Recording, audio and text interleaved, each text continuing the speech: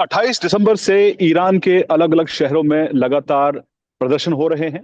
ये anti रजीम protest हैं। हालांकि पिछले 2 दिनों से वहां पर अब हिंसा भड़क गई है। चिंता की बात यह है कि वहां पर करीब करीब 3,000 भारतीय छात्र हैं जो कि मेडिकल की पढ़ाई करने के लिए ईरान गए थे। और हमारे साथ उन्हीं में से एक छात्र मीर महराज फातिमा है, जो कि हमारे साथ सीधे इस्फहान से जुड़ रही हैं। महराज, सबसे पहले स्वागत है आपका न्यूज़ इंडिया पर। थैंक यू दूसरी थैंक बात यू। ये कि जिस तरह के हालात अभी बने हुए हैं एज ए इंडियन स्टूडेंट, क्या आप देख पा रही हैं वहां पे क्या चल रहा है अभी ईरान में? ऐसे तो स्टार्ट हुआ था तेहरान में, जो बहुत कुछ न्यूज़ में सुनने को मिला था। बट एज ऐसे जैसे कंटिन्यू हुआ तो फिर इस्फहान में भी शुरू हो गया था। फिर हम लोग को नहीं पता थी actually what was going on. जैसे मैं खुद विटनेस करने के लिए, एज ए घूमने के लिए हम लोग जब बाहर निकले थे, so we saw there was a lot of chaos, सब कुछ बंद। जैसे कुछ सब कुछ बंद हो गया हो, दुकानें बंद, लोग का आना जाना सब अंधेरा हो गया था। और बहुत लोग सारे डरे हुए थे। जैसे कि लोग बहुत कम थे। मैं खुद गई थी, मैं हैरान हो गई थी what's like actually happening. So start asking people, local people से जब पूछने को मिला।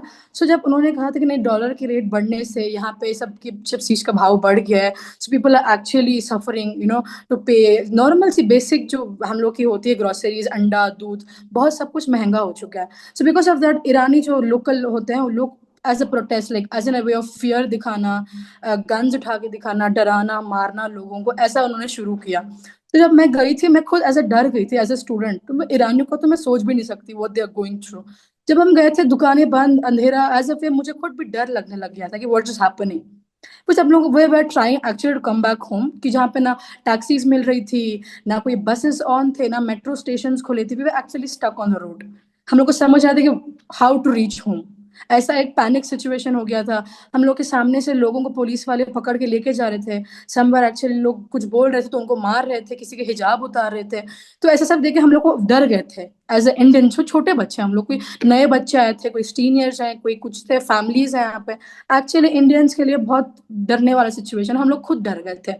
हम लोग को एक्चुअली बहुत मुश्किल से वापस भी आना पड़ा उस टाइम पे। इसी बीच आपको बता दें कि जो all India medical student association है, जी। उनकी फॉरेन मेडिकल स्टूडेंट्स विंग की तरफ से एक लेटर लिखा गया है सरकार को, जिसमें ये कहा गया है कि जो इंडियन स्टूडेंट्स वहां पर पढ़ाई कर रहे हैं उनकी सुरक्षा के लिए इंतजाम किए जाएं। तो आप अगर वहां पे अगर हम हालात की बात करें तो आप क्या कन्वे करना चाहती है? क्योंकि देखिए, हमारी बात हमारे सूत्र ये बता रहे हैं, जो इंडियन मिशन इस वक्त तेहरान में है वो लगातार हालात पर नजर बनाए हुए है। और जी। इंडियन नेशनल जो वहां पर ईरान में इस वक्त हैं, उनसे कहा गया है कि वो इस तरह के प्रोटेस्ट से दूर रहें। और हालांकि ये भी कहा जा रहा है कि फिलहाल कोई एडवाइजरी तो नहीं है, लेकिन सतर्क रहने के लिए कहा गया है। तो क्या वहां पर इस तरह के हालात अभी हैं कि वहां से बाहर निकल पाना मुश्किल है?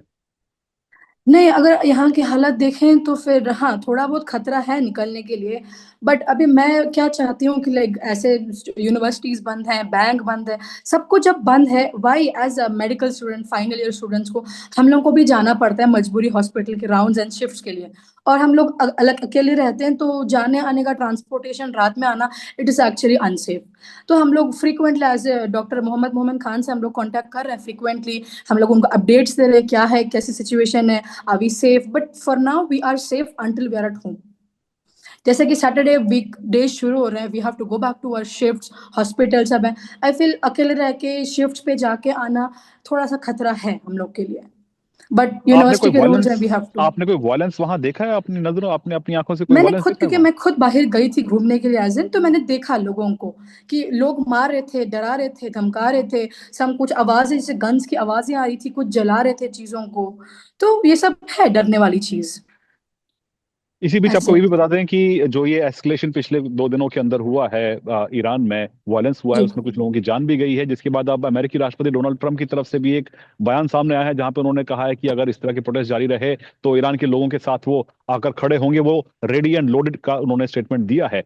तो आपसे आखिरी सवाल ये है कि फातिमा की, आपका कोई मैसेज है इंडियन गवर्नमेंट के लिए, आप या इंडियन एम्बेसी के लिए आप कुछ कन्वे करना चाहती हैं?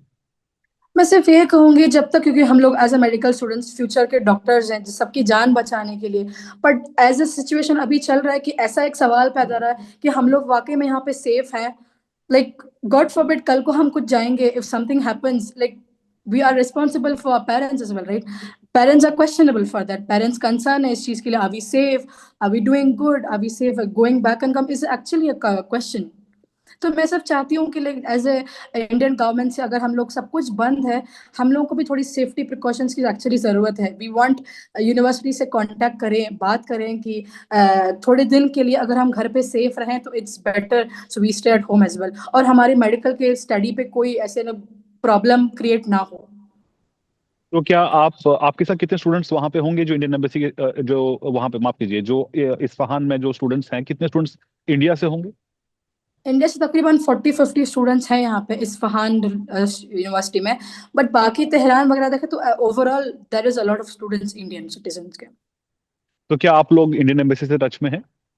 जी, मोहम्मद मोमिन खान से हम कांटेक्ट में हैं, थोड़े बहुत इंडियन एम्बेसीज के लोग हैं जो हम लोग को कांटेक्ट कर रहे हैं. Yes, we are actually updating them कैसे कैसे सिचुएशन है यहाँ पे, but for now we are safe at home.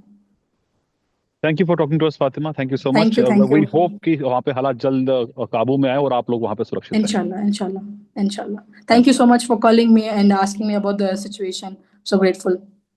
Thank you. And great thanks to Dr. Mohammad Momin Khan for helping us knowing our situation.